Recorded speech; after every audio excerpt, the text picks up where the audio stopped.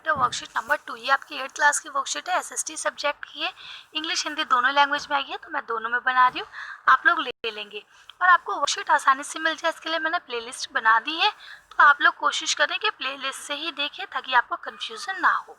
चलिए, तो सबसे पहले आप लोग इसे अच्छे से लेबल कर लेंगे, अपना सब्जेक्ट डाल देंगे, स्टूडेंट नेम यानी अपना नाम, अपने क्लास टीचर का नाम, डेट, और आज जो हमें पढ़ना है वर्कशीट नंबर 2 और उस चैप्टर का नाम साथ में डाल लेंगे।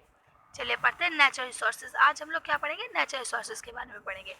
इन वर्कशीट नंबर 1 यानी पिछली वर्कशीट में जो वर्कशीट नंबर 1 थी, वी हैव लर्न, हमने पढ़ा that anything that has some unity और यूजिबिलिटी इज कॉल्ड रिसोर्सेज, यानी जो इसकी कोई वैल्यू हो या वो काम में आए उसको हम क्या कहेंगे? रिसोर्सेज कहेंगे। दिस यूजिबिलिटी मे और may not have economic value, और जो इसका मतलब यूज़ करने का है उसकी कभी कदार पैसे की वैल्यू हो भी सकती है और कभी कदार उसकी पैसे की वैल्यू नहीं भी हो सकती है, यानी कभी कदार वो कीमती भी होता है और कभी कदार वो हमें फ्री में भी मिल जाता है। लाइक अ ब्यूटीफुल लैंडस्केप, यानी कि जो भू दृश्य होता है, सीनरी जिसे हम बोलते हैं, does not have any economic value, लेकिन उसकी कोई इकोनॉमिक वैल्यू नहीं है। बट लेकिन on the other hand material और fossil fuel have economic value, but both are equal importance resources, यानी कि एक सीनरी जो है उसकी कोई वैल्यू नहीं है, लेकिन दोनों चीज़ें, और एक वो जो फॉसिल फॉइल है ये बहुत ज़्यादा इंपॉर्टेंट चीज़ है, बहुत वैल्यूएबल चीज़ है, लेकिन दोनों की वैल्यू जो है वो बराबर है। क्यों? क्योंकि अगर हम भूदृश्य को देखते हैं या सीनरी को देखते हैं या ग्रीनरी को देखते हैं तो हमें अच्छा लगता है ना, तो वो भी हमारे लिए वैल्यूएबल है, जबकि वो द क्वेश्चन। अब चलिए क्वेश्चन उठते हैं। अराइज माने होता है उठना। अब कुछ क्वेश्चन उठते हैं। क्या क्वेश्चन है?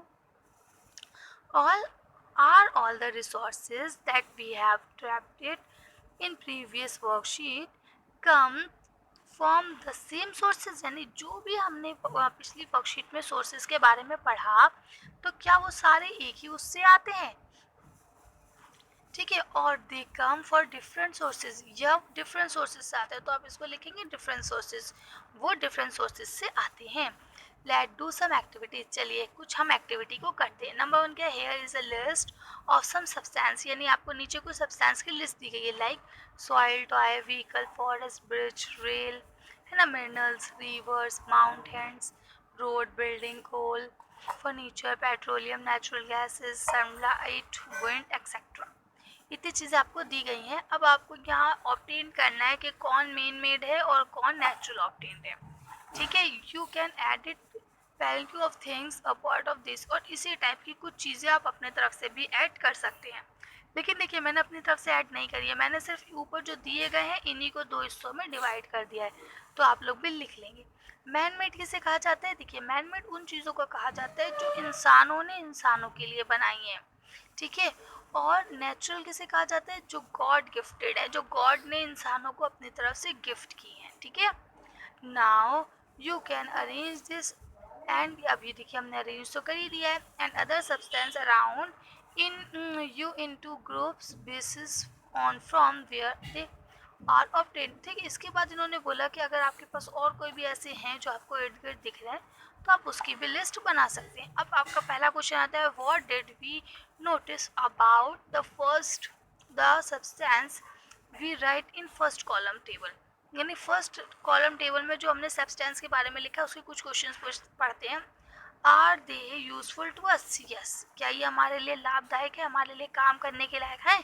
Yes. What is the common in all the substance, यानी ऊपर के जो सब्सटेंसेस में क्या कॉमन है?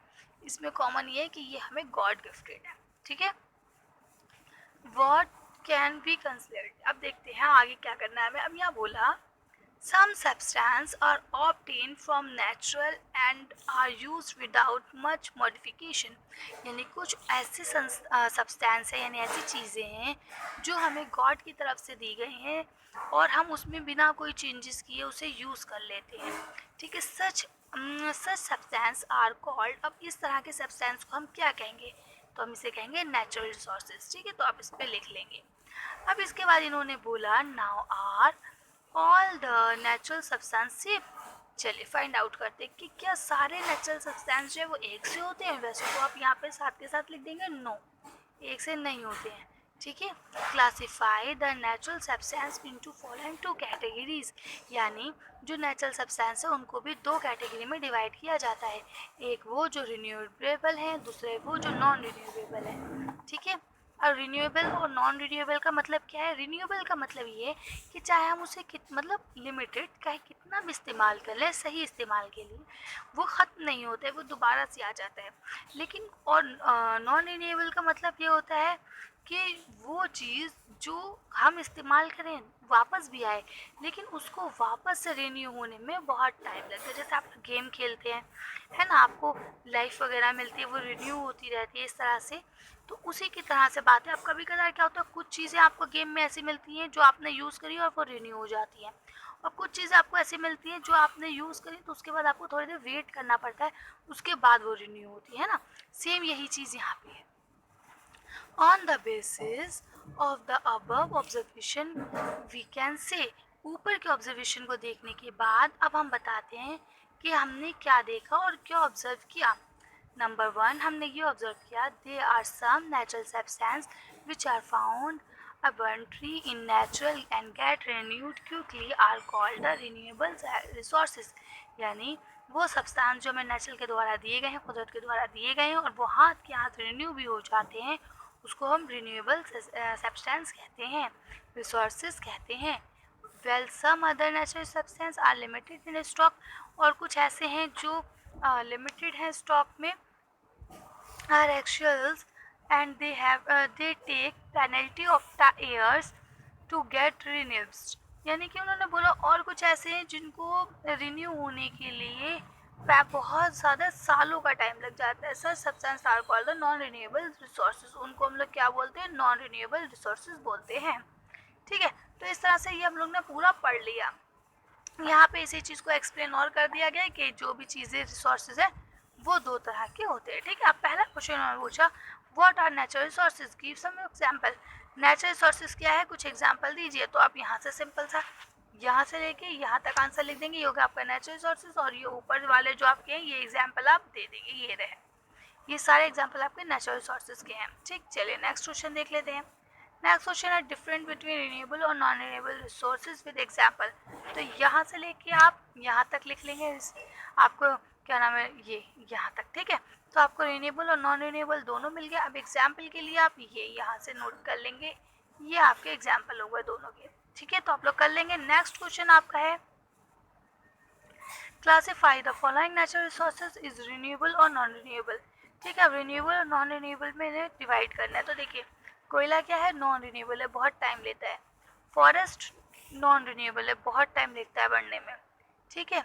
आयरन के वैसे फॉरेस्ट जो है वो रिन्यूएबल भी है, बढ़ भी जाता है। ठीक है। आयरन नॉन रिन्यूएबल है, वाटर रिन्यूएबल है, सनलाइट रिन्यूएबल है, पेट्रोल नॉन रिन्यूएबल है और विंड रिन्यूएबल है। ठीक है। तो आप इस तरह से इसे लिख लेंगे। उसके बाद अगला क्वेश्चन जो आपको लास्ट क्वेश्चन दिया, question number 4, right an injury short story. अब आपको एक शॉर्ट स्टोरी लिखनी है, किसके ऊपर लिखनी है?